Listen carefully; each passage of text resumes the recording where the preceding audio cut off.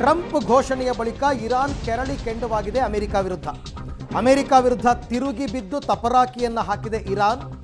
Midnight attack ಮಾಡಿದ್ದಕ್ಕೆ ಎಚ್ಚರಿಕೆಯನ್ನು ನೀಡಿತ್ತು ಅಮೆರಿಕ. ಆದ್ರೀಗ ಅಮೆರಿಕದ ಲೆಕ್ಕಾಚಾರ ಉಲ್ಟಾಪಲ್ಟಾ ಆದಂಗಿದೆ. ಟ್ರಂಪ್ ಎಚ್ಚರಿಕೆಗೆ ಖಮೇನಿ ಶರಣಾಗಿಲ್ಲ, ತಿರುಗೇಟನ್ನು ಕೊಟ್ಟಿದ್ದಾರೆ. ಅಮೆರಿಕದ ವಾಯುನೆಲೆಗಳು ಬೇರೆ ಬೇರೆ ದೇಶದಲ್ಲಿತ್ತು, ಕತಾರ್, ದೋಹಾ ಮತ್ತು ಬಹ್ರೇನ್, ಇಲ್ಲಿ UAE ಇಲ್ಲೆಲ್ಲ ಇರ್ತಕ್ಕಂಥದ್ರ ಕಡೆ ಅವರು ಏಕಕಾಲಕ್ಕೆ ಅಟ್ಯಾಕ್ ಮಾಡಿದ್ದಾರೆ, ಕ್ಷಿಪಣಿ ದಾಳಿಗಳನ್ನು ನಡೆಸಿದ್ದಾರೆ. ನಿನ್ನೆ ಆಗಿರ್ತಕ್ಕಂಥದ್ದು. ಬಟ್ ಅದು ಎಕ್ಸ್ಪೆಕ್ಟೆಡ್, ಆ್ಯಕ್ಚುಲಿ ಮಾಡ್ತಾರೆ ಅಂತಕ್ಕಂಥದ್ದು ಅಮೆರಿಕಾಗೂ ಕೂಡ ಗೊತ್ತಿತ್ತು. ಹಾಗಾಗಿ ಡೊನಾಲ್ಡ್ ಟ್ರಂಪ್ ಅದನ್ನೇನು ಲೆಕ್ಕಕ್ಕೆ ಇಟ್ಕೊಂಡಿಲ್ಲ. ಸಣ್ಣ ಮಟ್ಟದ ದಾಳಿ, ನಾವೆಲ್ಲ ಕ್ಷಿಪಣಿಗಳನ್ನು ಹೊಡೆದುರುಳಿಸಿದ್ದೇವೆ, ಹಾಗೆ ಹೀಗೆ ಅಂತ ಹೇಳಿದ್ದಾರೆ.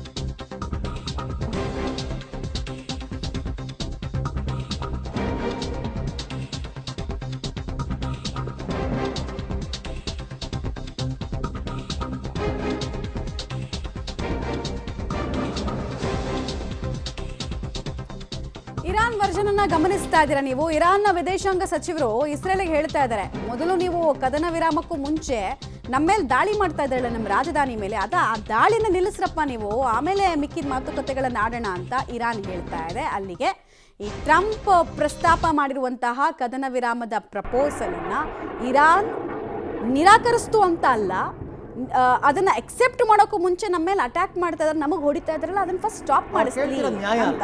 ಕರೆಕ್ಟ್. ಅವ್ರಿಗೆ ಮೊದಲು ನಿಲ್ಲಿಸ್ರಪ್ಪ, ನೀವು ಮದ್ದು ಗುಂಡು ಹಾರಿಸೋದನ್ನ ನಿಲ್ಲಿಸಿ ಆಮೇಲೆ ಮಾತಾಡೋಣ. ಯಾಕಂದ್ರೆ ಅಮೆರಿಕ ಬಾಯಲ್ಲಿ ಶಾಂತಿ ಮಾತುಕತೆ ಹೇಳಿ ಇಲ್ಲಿ ಹೊಡಿಸ್ಕೊಳ್ಳೋದೆ ಅಂತ ಆದ್ರೆ ಅದಕ್ಕೆ ವ್ಯಾಲ್ಯೂ ಇರಲ್ಲ. ಯಾವತ್ತು ಕದನ ವಿರಾಮ ಘೋಷಣೆ ಆಗೋಕ್ಕೂ ಮೊದಲನೇ ಸ್ವಲ್ಪ ಎರಡೂ ದೇಶದವ್ರು ಸುಮ್ಮನಾಗ್ತಾರೆ.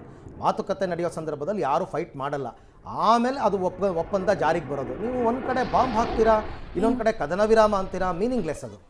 ಈಗ ಕೇಳ್ತಾ ಇದ್ದಾರೆ, ಇದು ಇರಾನ್ನ ಪರಿಸ್ಥಿತಿ, ಹಂಗಂತ ಇರಾನ್ ಗೆದ್ದುಬಿಡ್ತು ಅಂತಲ್ಲ, ಬೇಕಾದ್ರೆ ಅವ್ರಿಗೂ ವಿಪರೀತವಾಗಿ ಕಷ್ಟ ಇದೆ, ಅವ್ರಿಗೂ ಏನೋ ಪರಿಸ್ಥಿತಿ ಸಾಮಾನ್ಯವಾಗಿಲ್ಲ. ಆಮೇಲೆ ಯಾವ ಮುಸ್ಲಿಂ ರಾಷ್ಟ್ರಗಳು ಅವ್ರ ಸಪೋರ್ಟಿಗೆ ಬರ್ತಾ ಇಲ್ಲ. ಮಧ್ಯಪ್ರಾಚ್ಯದಲ್ಲಿ ಚೀನಾದವರು ಬಾಯ ಬಿಟ್ಟಿಲ್ಲ, ಚೀನಾದವರು ಬಾಯ ಬಿಟ್ಟಿಲ್ಲ. ಈ ಬಗ್ಗೆ ಮತ್ತಷ್ಟು ಮಾಹಿತಿ ನನ್ನ ಕೊಲೀಗ್ ಶಬೀರ್ ಅವರಿಂದ ಪಡ್ಕೊಳ್ಳೋಣ. ಶಬೀರ್, ಈಗ ನನ್ನ ಒಂದು ಕುತೂಹಲದ ಪ್ರಶ್ನೆ, ಟ್ರಂಪ್ ಕದನ ವಿರಾಮ ಘೋಷಣೆ ಮಾಡಿದ ನಂತರ ಇಸ್ರೇಲ್ ಆಗಲಿ ಇರಾನ್ ಆಗಲಿ ದಾಳಿ ನಡೆಸಿದೆಯಾ ಇಲ್ವಾ? ದಾಳಿ ನಡೆಸಿದೆ. ಈಗಷ್ಟೇ ಅಂದರೆ ಬೆಳಗಿನ ಜಾವ ನಾವು ಸುದ್ದಿಯನ್ನು ಗಮನಿಸಿದ್ರೆ ಇರಾನ್ ಇಸ್ರೇಲ್ನ ಮೇಲೆ ದಾಳಿ ನಡೆಸುವಂಥ ಕೆಲಸವನ್ನು ಮಾಡಿದೆ. ಈಗಾಗಲೇ ಇಸ್ರೇಲ್ನ ಅಧಿಕೃತ ಸೇನೆ ಕೂಡ ಈ ಒಂದು ಮಾಹಿತಿಯನ್ನು ಟ್ವೀಟ್ ಮಾಡಿರುವಂಥದ್ದು. ಟೆಲ್ ಅವಿವ ಸೇರಿದಂತೆ ಸುತ್ತಮುತ್ತಲಿನ ಪ್ರದೇಶಗಳಲ್ಲಿ ನಿರಂತರವಾಗಿ ಸೈರನ್ಗಳನ್ನು ಮೊಳಗಿಸಲಾಗ್ತಾ ಇರುವಂಥದ್ದು. ಯಾವುದೇ ಕ್ಷಣದಲ್ಲೂ ಕೂಡ ಮಿಸೈಲ್ ದಾಳಿ ಆಗುವಂತಹ ಸಾಧ್ಯತೆ ಇದೆ ಅನ್ನುವಂಥ ನಿಟ್ಟಿನಲ್ಲಿ ತನ್ನ ನಾಗರಿಕರಿಗೆ ಎಚ್ಚರಿಕೆಯನ್ನು ಕೊಡುವಂಥ ಕೆಲಸವನ್ನು ಮಾಡಿದೆ. ಎಲ್ಲರೂ ಕೂಡ ಬಂಕರ್ನಲ್ಲಿ ತೆರಳಬೇಕು ಅನ್ನುವಂಥ ನಿಟ್ಟಿನಲ್ಲಿ ಸೂಚನೆಯನ್ನು ಕೂಡ ಕೊಟ್ಟಿದೆ.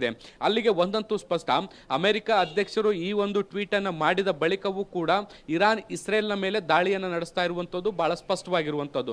ನೋಡಿ, ಈ ಮೂರು ದೇಶಗಳ ನಡುವೆ ನಡೀತಿರುವಂತ ಕಮ್ಯುನಿಕೇಶನ್ ಅನ್ನು ಒಮ್ಮೆ ಗಮನಿಸಿದ್ರೆ ಇಲ್ಲಿ ಸ್ವಪ್ರತಿಷ್ಠೆ ಬಹಳ ಸ್ಪಷ್ಟವಾಗಿ ಕಾಣಿಸ್ತಾ ಇದೆ. ನೋಡಿ, ಅಮೆರಿಕಕ್ಕೆ ಈ ಯುದ್ಧವನ್ನ ನಾನೇ ನಿಲ್ಲಿಸಿದೆ ಅನ್ನುವಂತಹ ಕ್ರೆಡಿಟ್ ಬೇಕು. ಹೀಗಾಗಿ ಎರಡೂ ದೇಶಗಳು ಇನ್ನೂ ಕೂಡ ಅಧಿಕೃತವಾಗಿ ಒಪ್ಪಿಕೊಳ್ಳೋಕ್ಕಿಂತ ಮುಂಚೆ ಅಮೆರಿಕದ ಅಧ್ಯಕ್ಷ ಡೊನಾಲ್ಡ್ ಟ್ರಂಪೇ ಮುಂಚಿತವಾಗಿ ಈ ಮಾಹಿತಿಯನ್ನ ಟ್ವಿಟರ್ನಲ್ಲಿ ಅಥವಾ ಎಕ್ಸ್ ಖಾತೆಯಲ್ಲಿ ಶೇರ್ ಮಾಡಿಕೊಳ್ಳುವಂತ ಕೆಲಸವನ್ನ ಮಾಡ್ತಾರೆ. ಎಂಡ್ ಆಫ್ ದಿ ಡೇ ಅದು ನಾವೇ ಈ ಒಂದು ಕದನ ವಿರಾಮವನ್ನು ಘೋಷಿಸಿದ್ವಿ, ಎರಡೂ ದೇಶಗಳ ನಡುವೆ ಶಾಂತಿಯನ್ನು ಸ್ಥಾಪಿಸಿದ್ವಿ ಅನ್ನುವಂತಹ ಕ್ರೆಡಿಟ್ ಅನ್ನು ತೆಗೆದುಕೊಳ್ಳಲಿಕ್ಕೆ ಅವರು ಪ್ರಯತ್ನ ಮಾಡ್ತಿದ್ದಾರೆ. ಈ ಕಡೆಗೆ ಇರಾನ್ನ ವಾದ ಏನು, ಇಸ್ರೇಲ್ ಎಲ್ಲಿಯವರೆಗೂ ಕೂಡ ದಾಳಿಯನ್ನು ನಿಲ್ಲಿಸಲ್ಲ ಅಲ್ಲಿಯವರೆಗೂ ಕೂಡ ನಾವು ದಾಳಿಯನ್ನು ಮುಂದುವರಿಸ್ತೀವಿ ಅಂತ ಹೇಳ್ತಾ ಇದೆ. ಇಲ್ಲಿ ಅಮೆರಿಕದ ಅಧ್ಯಕ್ಷರು ಒಂದು ಮಾತನ್ನ ತಮ್ಮ ಮಾಹಿತಿಯಲ್ಲಿ ಹಂಚಿಕೊಂಡಿರುವಂತದ್ದು, ಮೊದಲು ಇರಾನ್ ಈ ಒಂದು ಕದನ ವಿರಾಮವನ್ನ ಏನು ಪಾಲನೆ ಮಾಡುತ್ತೆ ಅನ್ನುವಂಥ ನಿಟ್ಟಿನಲ್ಲಿ ಅವರೊಂದು ಮಾತನ್ನ ಕೂಡ ಹೇಳ್ತಾರೆ. ಅಲ್ಲಿಗೆ ಇರಾನ್ನ ಪ್ರತಿಷ್ಠೆಯನ್ನು ಕೂಡ ಇದು ಕೆಣಕದಂತೆ. ಯಾಕೆ ಅಂದ್ರೆ ಈ ಒಂದು ಯುದ್ಧವನ್ನು ಶುರು ಮಾಡಿದ್ದು ಇಸ್ರೇಲ್. ಹೀಗಾಗಿ ನಾವು ಯಾಕೆ ಇದನ್ನು ಮೊದಲು ನಿಲ್ಲಿಸಬೇಕು, ಮೊದಲು ದಾಳಿ ಮಾಡಿದ್ದು ಇಸ್ರೇಲ್ ಆಗಿರುವಂತಹ ಹಿನ್ನೆಲೆಯಲ್ಲಿ ಇಸ್ರೇಲ್ ಮೊದಲು ದಾಳಿಗಳನ್ನು ಮಾಡುವಂಥದ್ದನ್ನು ನಿಲ್ಲಿಸಿದ್ರೆ ನಾವು ದಾಳಿಯನ್ನು ಆಮೇಲೆ ನಿಲ್ಲಿಸ್ತೀವಿ ಅನ್ನುವಂಥ ನಿಟ್ಟಿನಲ್ಲಿ ಅದು ಸ್ಪಷ್ಟನೆಯನ್ನು ಕೊಡುವಂಥ ಕೆಲಸವನ್ನ ಮಾಡ್ತಾ ಇರುವಂಥದ್ದು. ಸೊ ಹೀಗಾಗಿ ಯಾರು ದಾಳಿಯನ್ನು ನಿಲ್ಲಿಸಬೇಕು ಅನ್ನುವಂಥದ್ದು ಇಸ್ರೇಲ್ ಮತ್ತು ಇರಾನ್ ನಡುವೆ ಇರುವಂಥ ಒಂದು ಪ್ರತಿಷ್ಠೆ ಆದರೆ, ಮತ್ತೊಂದು ಕಡೆ ಅಮೆರಿಕ ಈ ಯುದ್ಧವನ್ನು ನಾನೇ ನಿಲ್ಲಿಸಿದೆ ಅನ್ನುವಂಥ ನಿಟ್ಟಿನಲ್ಲಿ ಒಂದು ಪ್ರತಿಷ್ಠೆ ಅಥವಾ ಕ್ರೆಡಿಟ್ ಕ್ರೆಡಿಟ್ ಅನ್ನು ಪಡ್ಕೊಳ್ಳಿಕ್ಕೆ ಪ್ರಯತ್ನ ಮಾಡ್ತಾ ಇರುವಂತದ್ದು.